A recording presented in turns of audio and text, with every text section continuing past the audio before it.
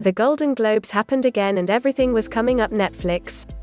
Jason Sudeikis was all of us when he won the Golden Globe for Best Actor in a Musical or Comedy Series, stammering a bit in shock before cobbling together a respectable speech. Bleary-eyed, with mussed hair, the Ted Lasso star had seen better days, repping his sister's dance fitness center on his tie-dyed hoodie and looking like he'd definitely rather be sleeping. Fair enough. Production on the next season of Ted Lasso is currently underway, and with it being 2 a.m. in London at the time of the ceremony, we can't blame him for being exhausted.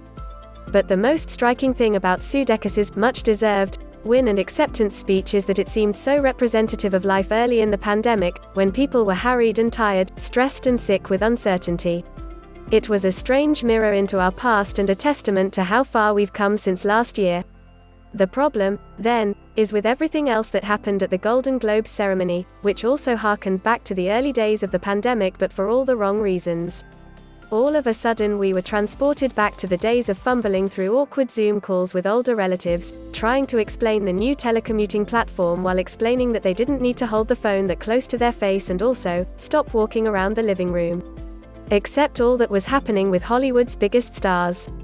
Also, it was happening nearly a year into a pandemic that had forced us all to figure out better solutions for telecommuting and telecommunication, and yet here we were, watching as Daniel Kaluuya accepted his award with his mic muted and Gillian Anderson's Zoom screen name appeared on the screen as she gave her speech. It was embarrassing, which IndieWire critic Ben Travers will explore more, and the cherry on top of a week that only served to underline the unnecessary existence of the Golden Globes and, by extension, the Hollywood Foreign Press Association. And yet, for now, the Golden Globes serve as a featured player in the entertainment awards machine, so let's sort through the insight gleaned from the most excruciating 3-hour Zoom call in history. Catherine O'Hara, NBC Comedy. As the sun sets on Pop TV's Schitt's Creek, a new day dawns for Apple TV+'s Ted Lasso. After sweeping the comedy categories at the Primetime Emmy Awards ceremony, the Love for the Canadian Fish Out of Water series is making its final rounds of the awards circuit and collected 2 awards, for Comedy Series and Comedy Actress, Catherine O'Hara, on Sunday night.